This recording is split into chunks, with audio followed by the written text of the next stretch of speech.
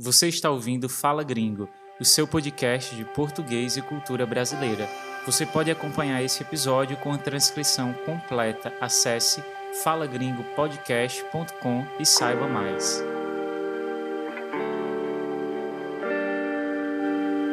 No final do ano passado, uma fotografia comoveu o Brasil. Nela, se vê uma criança de 12 anos segurando uma pequena árvore de Natal encontrada num lixão, um local onde se descarta o lixo de uma determinada cidade.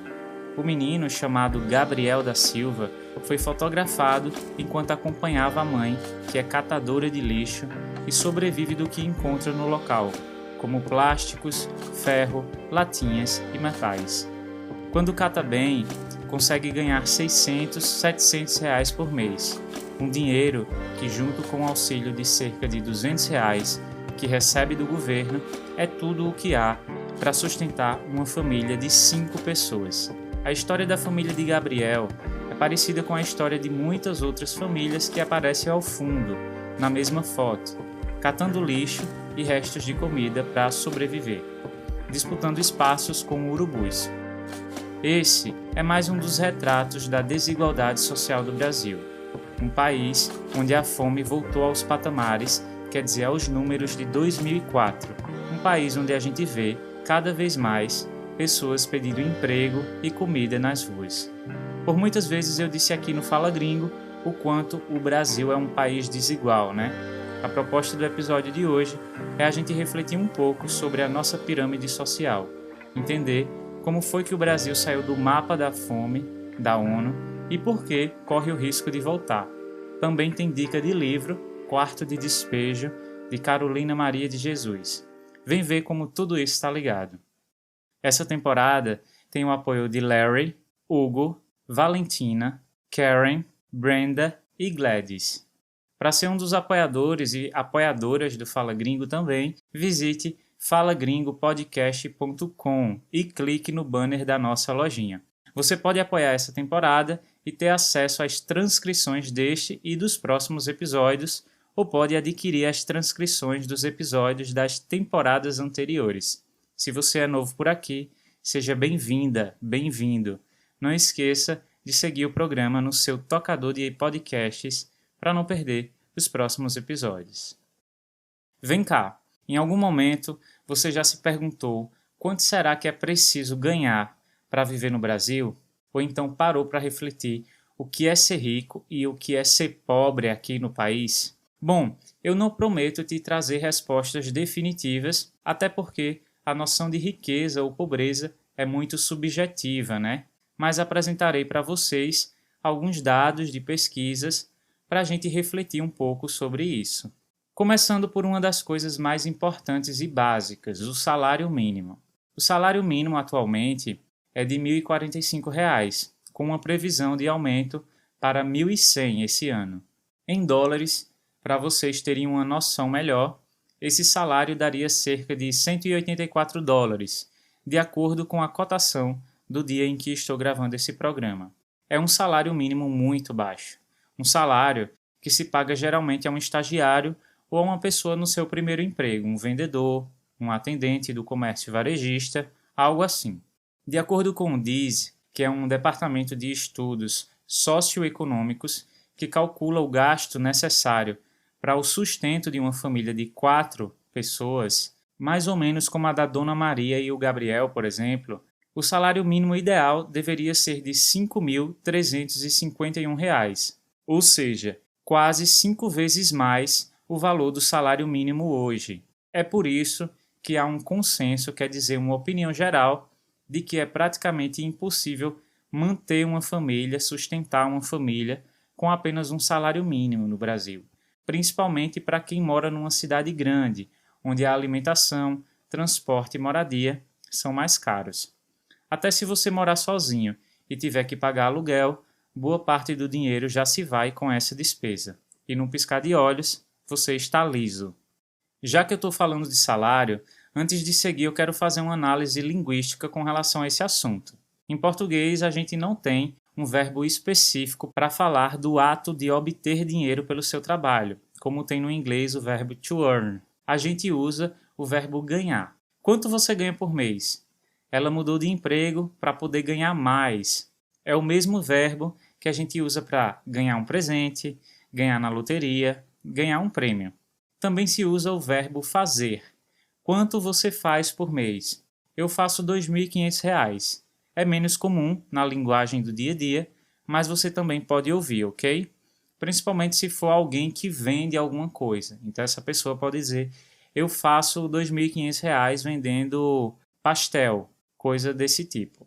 Bom, entendida essa aplicação do verbo e essa realidade do nosso baixo salário mínimo, vamos agora ao próximo ponto, que é esse entendimento de quem é rico e quem é pobre por aqui.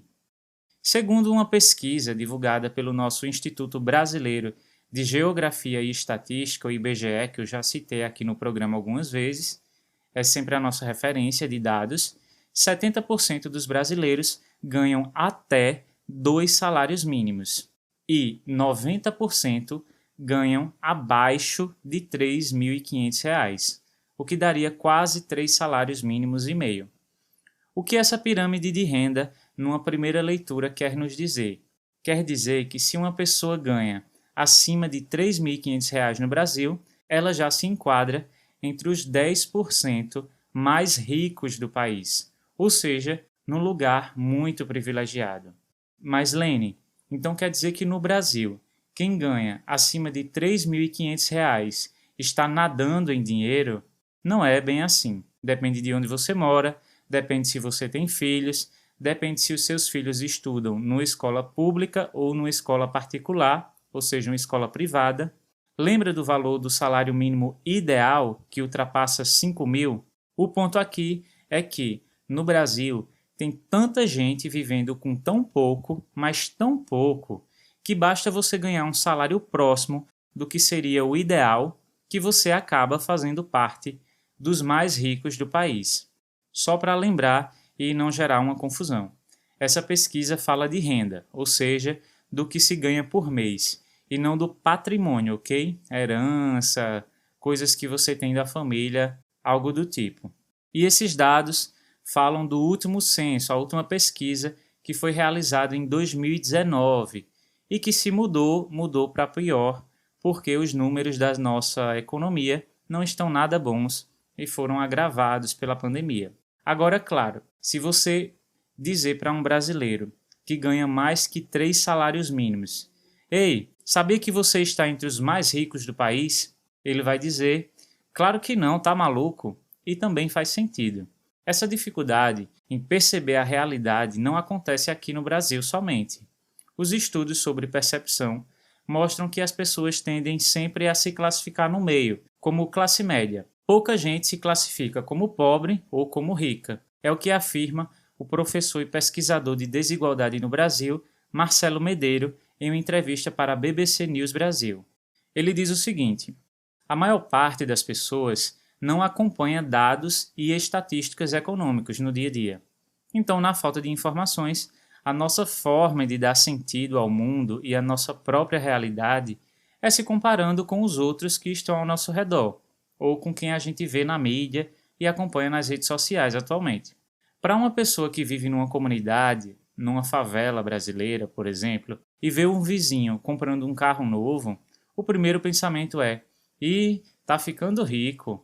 Para uma pessoa rica, que tem um amigo que acabou de comprar um helicóptero, ela pode dizer: rico é ele, eu só tenho um Porsche. Tudo é uma questão de perspectiva. Então, voltando a falar desses brasileiros que ganham acima de 3 salários mínimos e meio, é claro que eles vão dizer que não são ricos, são classe média. É apenas alguém que trabalha muito e que consegue juntar um pouco do dinheiro que sobra para viajar nas férias. E essa pessoa provavelmente está certa, mas isso não muda o fato de que, considerando a realidade econômica do país, ela encontra-se num lugar de muito privilégio em comparação com 90% do restante da população. E isso fala o quão desigual é a nossa sociedade. Desigualdade é uma questão que afeta todas as dinâmicas de um país, né?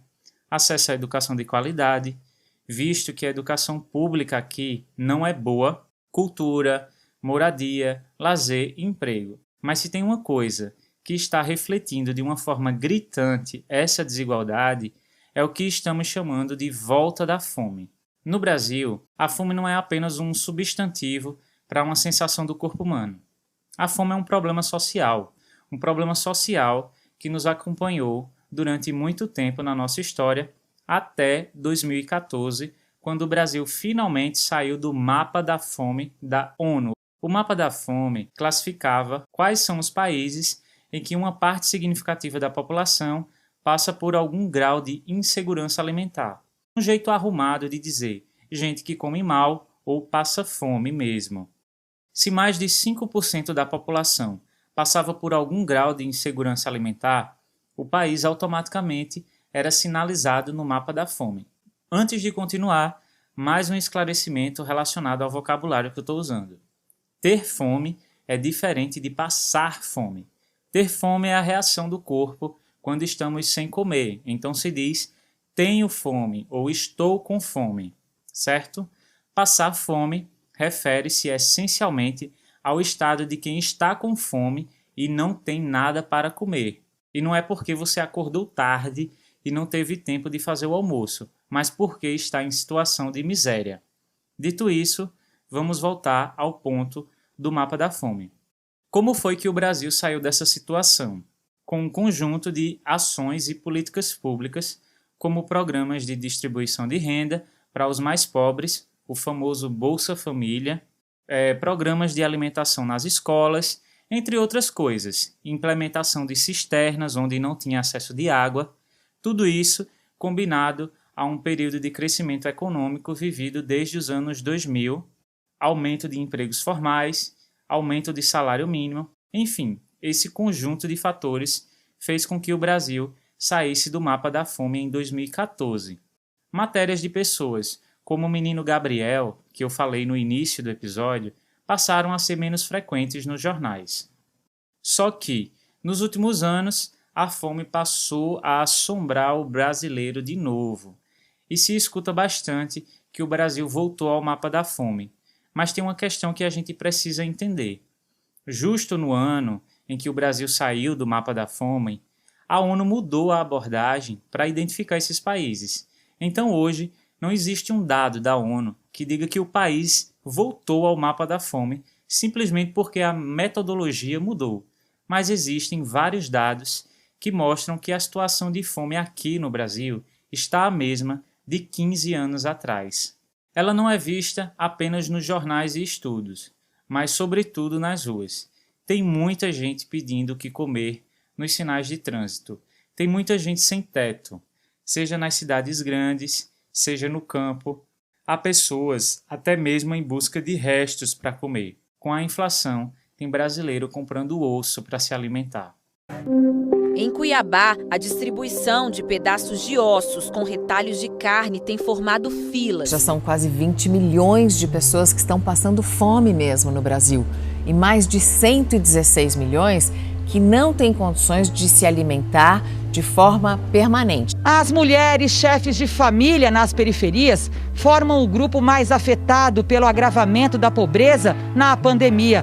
A Gislaine mostra toda a comida que ela tinha em casa. Até hoje cedo só tinha esse pouquinho de arroz aqui, ó, que tá na lata. Esse aqui é um pedaço de osso que eu peguei no açougue. Dados indicam que no último trimestre de 2020, mais de 125 milhões de brasileiros passaram fome ou estiveram na iminência de passar fome, ou seja, quase passando fome, sem saber se teriam comida na mesa ou se poderiam comer decentemente num futuro quase imediato. Uma das conclusões foi que a situação da insegurança alimentar foi agravada pelos efeitos da pandemia de Covid-19. A crise econômica vivida desde meados da década de 2010, com alto desemprego, endividamento das famílias e a queda de renda, associada posteriormente com a crise sanitária, contribuíram com um aumento progressivo do número de casas e famílias em situação de insegurança alimentar. Outro dado que também não é nada animador é que a situação está muito ruim em toda a América Latina. A fome na América Latina alcançou no ano passado um patamar que não se via há décadas, segundo o mais recente relatório da ONU também, publicado no início de dezembro do ano passado. A América Latina registrou o maior aumento do mundo no número de pessoas sem acesso adequado e constante a alimentos, atingindo 267 milhões de habitantes em situação de insegurança alimentar moderada ou grave em 2020, 60 milhões a mais que o ano anterior. 4 em cada 10 pessoas da região não se alimentam adequadamente todos os dias e quase 1 em cada 10 vive na condição de fome mesmo. O relatório da ONU destaca que a insegurança alimentar afeta mais as mulheres do que os homens. Em 2020, quase 42% das mulheres tinham uma insegurança alimentar, em comparação com 32% dos homens. Pegando esse gancho da insegurança alimentar ser maior entre as mulheres, eu vou, no próximo bloco, apresentar para vocês uma dica de leitura que eu sei que vocês gostam quando indico livros. E mais que isso, falar de uma personagem, de uma escritora incrível, uma mulher negra, moradora de uma favela brasileira, que escreveu um livro sobre o seu dia a dia e esse livro virou um clássico, traduzido para mais de 13 línguas. Olha eu aqui de novo, pedindo para você recomendar o Fala Gringo para ajudar a nossa comunidade a crescer. Lembrando que agora, além da Apple Podcasts, você pode deixar uma avaliação para o Fala Gringo no Spotify. Com isso, você ajuda o algoritmo da plataforma a entender que o conteúdo é relevante e recomendá-lo para outras pessoas do seu país que estão aprendendo português. Eu conto com sua ajuda, tá? E se você já fez, muito obrigado e tamo junto. Bom, gente, nada como um episódio sobre fome e desigualdade para a gente falar da obra de Carolina Maria de Jesus, escritora brasileira, autora do livro Quarto de Despejo. Nós temos muitos escritores brasileiros que abordaram a fome como um problema social, em livros como Os Sertões, de Euclides da Cunha, Vidas Secas, de Graciliano Ramos e O 15, de Raquel de Queiroz. Livros que abordam principalmente a saga de sobreviventes sertanejos durante os períodos de seca, quer dizer, falta de chuvas. Mas a obra de Carolina de Jesus, a meu ver, ela se destaca porque ali há um relato de experiência pessoal, é autobiográfico, é genuíno demais. O livro Quarto de Despejo é, na verdade, um conjunto de registros do seu diário, feitos entre 15 de junho de 1955 e 1º de janeiro de 1960. Nele, a gente acompanha a vida dessa personagem real, uma mulher negra, mãe solteira com 3 filhos para criar, catadora de lixo, que vive na favela do Canindé, uma das primeiras favelas de São Paulo. Aqui, a gente está falando da década de 60, tá? Então são favelas antigas mesmo, com barracos de madeira e lata, bem diferentes das favelas de hoje, que já são um pouco mais urbanizadas, tem casas de tijolos, laje, enfim. Ela, a Maria Carolina de Jesus, até fala em alguns momentos nos escritos que é uma ofensa para a palavra casa quando ela pensa cheguei em casa, porque ali onde ela vive é muito distante de uma casa de verdade. É um barraco mesmo e é assim que ela enxerga. É nesse cenário da favela Canindé que a família de Carolina e muitos outros moradores vivem. O livro cita bastante cenas cotidianas. Ela fala das frequentes brigas entre os vizinhos, fala também da angústia que sente ao ouvir os filhos pedirem um pouco mais de comida e ela não ter mais comida para dar, da dificuldade de conseguir água e fala também de muitas questões políticas. Apesar de ser uma pessoa que vive naquelas condições, Carolina foi uma mulher muito crítica. Ela só estudou até o 2º ano do ensino fundamental, os primeiros 2 anos da escola, mas ela aprendeu a ler nesse período e passou a vida toda lendo tudo que chegava às suas mãos, livros que encontrava no lixo, jornais, etc. Então ela constantemente e do seu jeito fala de inflação, a alta dos preços da comida, que afeta aquelas pessoas de uma forma avassaladora. Tem até um trecho do livro que ela diz assim: aumentou é a palavra da moda. Feijão aumentou, arroz aumentou, tudo aumentou. Ela critica os políticos, que só aparecem na favela no período eleitoral, fala da falta de empatia dos seus vizinhos, que fazem muito barulho, Fala de racismo e de como a elite que vive próximo daquelas favelas faz de conta que eles não existem. Enfim, a gente se sente muito próximo da personagem porque ela cita coisas muito específicas do seu dia a dia, às vezes até de uma forma repetitiva, e isso vai causando na gente essa angústia que todo mundo que passou fome diz, não ter mais nada desesperador do que dormir com fome ou acordar sem saber o que vai comer durante o dia. Eu vou ler para vocês um trecho do livro. Esse é um registro do dia 31 de maio. Sábado, o dia que eu quase fico louca porque preciso arranjar o que comer para o sábado e o domingo. Fiz café e os pães que ganhei ontem. Pus o feijão no fogo. Quando eu lavava o feijão, eu pensava, eu hoje estou parecendo gente bem, vou cozinhar feijão. Parece até um sonho. Ganhei bananas e mandiocas na quitanda da rua Guaporé. Quando eu voltava para a favela, na Avenida Cruzeiro do Sul 728, uma senhora pediu-me para eu jogar um cachorro morto dentro do rio Tietê, que ela dava-me 5 cruzeiros. Deixei a Vera, minha filha, com a mulher e fui. O cachorro estava dentro de um saco. A mulher ficou observando meus passos à paulistana, quer dizer, andar depressa. Quando voltei, ela deu-me 6 cruzeiros. Quando recebi os cruzeiros, pensei, já dá para comprar um sabão. Cheguei na favela. Eu não acho jeito de dizer cheguei em casa. Casa é casa, barracão é barracão. O barraco, tanto no interior quanto no exterior, estava sujo. E aquela desordem aborreceu-me. Fitei o quintal, o lixo podre exalava mau cheiro. Só aos domingos é que eu tenho tempo de limpar. Fui fazer o jantar. Arroz, feijão, pimentão, chouriço e mandioca frita. Quando a Vera viu tanta coisa, disse, hoje é festa de negro. Perguntei a uma senhora que vi pela primeira vez. A senhora está morando aqui? Estou, mas faz de conta que não estou, porque eu tenho muito nojo daqui. Isso aqui é um lugar para os porcos. Se puserem os porcos aqui, haviam de protestar e fazer greve. Eu sempre ouvi falar da favela, mas não pensava que era um lugar tão asqueroso assim. Só mesmo Deus para ter dó de nós. Bom, Carolina foi descoberta por um jornalista, que foi à favela do Canindé fazer uma reportagem. A intenção era registrar o dia a dia daquelas pessoas, fazer uma matéria de denúncia, só que quando ele vê os cadernos de Carolina, quando ele conversa com ela, ele pensa, tá tudo aqui, só precisa editar e publicar. Reforçando o que eu falei. Carolina sempre teve a intenção de publicar esse livro como uma forma de denúncia. Apesar de viver uma vida muito difícil, ela estava muito focada nesse objetivo. Então ia dormir sempre com um papel e um lápis embaixo do travesseiro para escrever os pensamentos antes de dormir.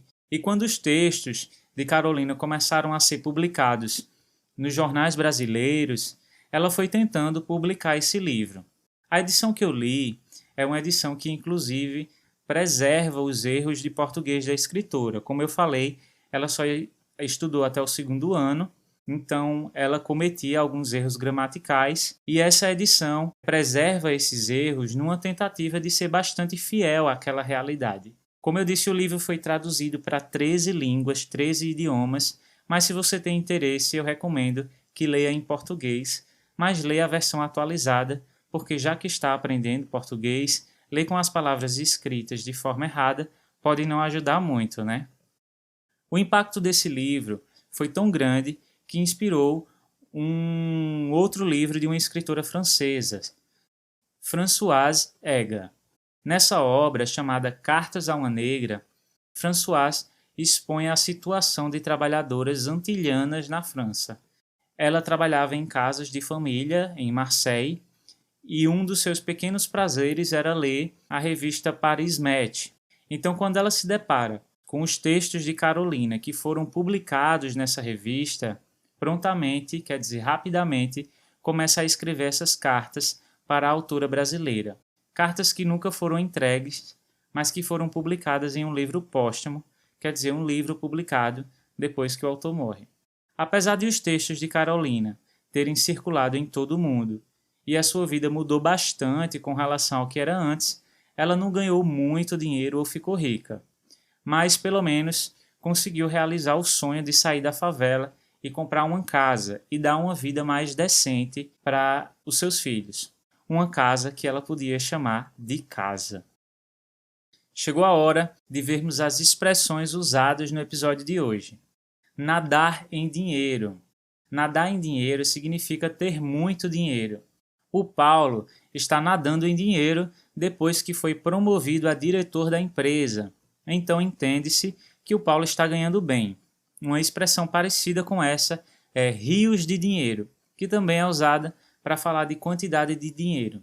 Camila gastou rios de dinheiro com o conserto do carro. Eu também usei a expressão estar liso. Eu falei no início do episódio, quando você tira o dinheiro do aluguel, do salário mínimo, você já fica liso. O adjetivo liso, vou lembrar aqui, é usado para se referir a algo que não tem uma superfície porosa ou irregular. Então tem uma superfície lisa.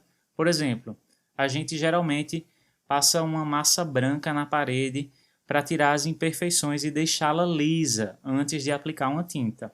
Lisa ao toque. Liso também pode ser usado para se referir a uma superfície escorregadia. O chão, quando está com água e sabão, ele fica liso, quer dizer, fácil de escorregar e cair. Também falamos bastante cabelo liso. Vou usar chapinha para alisar o meu cabelo, para o meu cabelo ficar liso. Mas voltando à expressão, estar liso significa estar sem dinheiro. Ainda é metade do mês e eu já estou liso, ou seja, é metade do mês e o meu dinheiro já acabou. Em alguns lugares do Brasil, como São Paulo, por exemplo, eles usam uma expressão equivalente que é estar duro. Então, estar duro ou estar liso é isso, não ter dinheiro. Bom, gente, obrigado por ter chegado até aqui. Para escrever esse programa, eu usei dados e informações obtidas no IBGE, CNN Brasil, BBC Brasil, Revista Exame, Globo e Portal UOL. Como o ano está apenas começando, eu reforço os meus votos de um 2022 de muita saúde, aprendizagem e paz. Espero vocês no próximo episódio. Esse foi o Fala Gringo, o seu podcast de português, cultura e sociedade brasileira. Até mais!